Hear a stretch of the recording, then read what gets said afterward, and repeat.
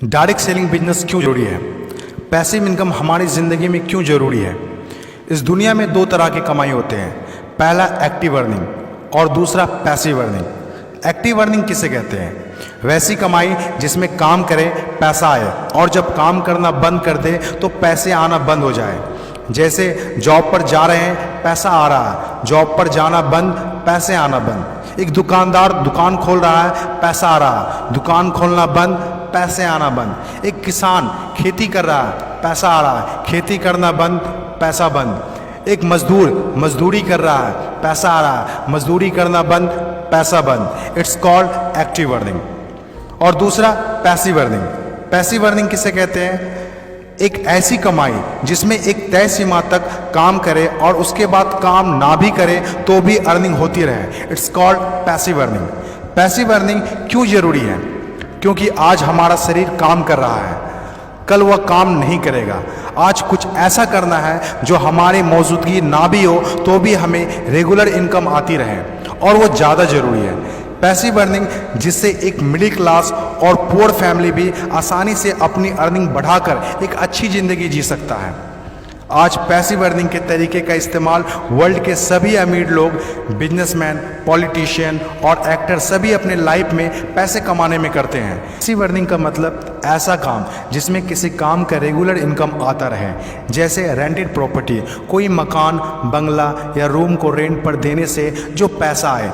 और भी है जैसे fix deposit, real estate, business, YouTube earning, ये सभी पैसिव अर्निंग में आते हैं। आज आपके पास कोई एक ही इनकम ऑफ सोर्स है, चाहे वो जॉब हो या बिजनेस हो या शॉप हो या फिर एग्रीकल्चर, कुछ भी हो, आप उससे अपनी लाइफ की ज़रूरतों को पूरा नहीं कर सकते हैं। अगर आपको एक बेहतर ज़िंदगी चाहिए तो आप सिर्फ एक ही इनकम ऑफ सोर्स पर डिपेंड नहीं रह सकते। आपको सेकेंड, थर्ड, फोर्थ या ज़्यादा इनकम सोर्स बनाने होंगे। जितनी ज़्यादा इनकम ऑफ सोर्स होगी उतनी ज़्यादा अर्निंग होगी और आप अपने फैमिली को एक बेहतर ज़िंदगी दे पाएंगे। पैसिव अर्निंग करने के लिए आप ऑनलाइन और ऑफलाइन दोनों तरीके से कर सकते हैं। इसीलिए पहले आप कंफर्म करें कि आप किस तरह शुरुआत करना चाहते हैं। आपको बेसिक और सिंपल आइडियाज़ चाहिए, ज़्यादा रिस्क भी नहीं हो और इन्वेस्टमेंट भी कम लगे। डायरेक्ट सेलिंग बिजनेस सबसे बड़ा एग्जाम्पल है। ये पैसे कमाने का वो रास्ता है जिसमें आप सिर्फ एक बार मेहनत करते हैं और कुछ ऐसे संपत्ति बना देते हैं जो आपको ज़िंदगी भर पैसे कमा के दे सकें। पैसिव अर्निंग को समझाने के लिए मैं आपके साथ एक स्टोरी शेयर करना चाहूँगा। यह कहानी है बर्क हेजेस की किताब द पैराबल्स ऑफ पाइपलाइन। एक छोटे से गांव में दो दोस्त रहा करते थे, ब्रूनो और पाब्लो, जो बड़े सपने देखा करते थे। एक दिन किसी न किसी तरह वो गांव के सबसे अमीर आदमी बन जाएंगे। वो दोनों काफ़ी मेहनती थे, उन्हें तो बस एक मौके की तलाश थी और एक दिन उन्हें वह मौका मिल गया। उस गांव में एक समस्या थी।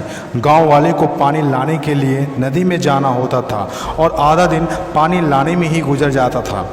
वो दोनों ने गांव वालों से बात की कि वो नदी से पानी लाकर उन्हें देंगे और उसके बदले कुछ पैसे लेंगे। गांव वालों को ये बात अच्छी लगी। अगले दिन दोनों ने एक एक बाल्टी पकड़ी और नदी की तरफ चल दिए कि हर बाल्टी के लिए 10 रुपये दिए। ब्रूनो बहुत खुश हुआ, लेकिन पाब्लो को इतनी ज़्यादा खुशी नहीं थी। पाब्लो को बाल्टी ढोने की वजह से उसके पीठ में दर्द हो रहा था और हाथों में छाले पड़ गए थे। अगली सुबह फिर से उन्हें ढोने की बात सोचकर ही दहशत हो रही थी। पाब्लो ने नदी से गांव तक पानी लाने का एक अच्छा आइडिया सोचा। जब अगली सुबह दोनों अपनी अपनी बाल्टी उठाकर जाने लगे तो पाब्लो ने कहा, ब्रूनो मेरे पास एक आइडिया है। चंद सिक्कों के बदले मैं दिन भर बाल्टी ढोने की वजह क्यों ना हम नदी से गांव तक पाइपलाइन बना दें। ब्रूनो ने कहा, पागल, हमारे पास एक बेहतरीन नौकरी है, अच्छे पैसे भी मिलते हैं जिससे हम जो चाहें खरीद सकते हैं। अपनी पाइपलाइन के आइडिया को दिमाग से निकाल दो। लेकिन पाब्लो इतनी आसानी से डिमोटिवेट होने वाला नहीं था। उसने अपने दोस्त को पाइपलाइन बनाने का आइडिया अच्छे से समझाया। हम लोग दिन के आधे समय बाल्टी ढोने का काम करेंगे और आधे समय और छुट्टियों के दिनों में पाइपलाइन का काम करेंगे। ब्रूनो ने पाब्लो की बात नहीं मानी। पाब्लो जानता था कि पथरीली ज़मीनों में पाइपलाइन बनाना आसान नहीं होगा, लेकिन पाइपलाइन बनने के बाद जो मिलेगा उससे वह इंस्पायर होकर काम करता रहा। जब पाब्लो अपना पाइपलाइन बनाता था तो गांव वाले उसकी मजाक उड़ाया करते थे, ये देखो Pablo the pipeline. Bruno Pablo से 2 गुना काम कर रहा था, इसीलिए वह 2 गुना पैसा भी बना रहा था। पहले कुछ महीने तो पाब्लो की मेहनत का कोई फल नहीं दिख रहा था, लेकिन पाब्लो खुद को बार बार याद दिलाता रहता कि कल के सपने आज के त्याग से ही होते हैं, और आखिर में वही हुआ जो होना था। पाइपलाइन बनकर तैयार हो गया।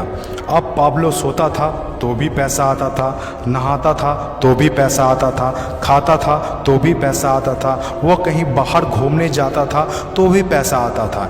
जितना ब्रूनो ने 3 साल में कमाया था उतना पाब्लो ने 3 महीने में कमा लिया।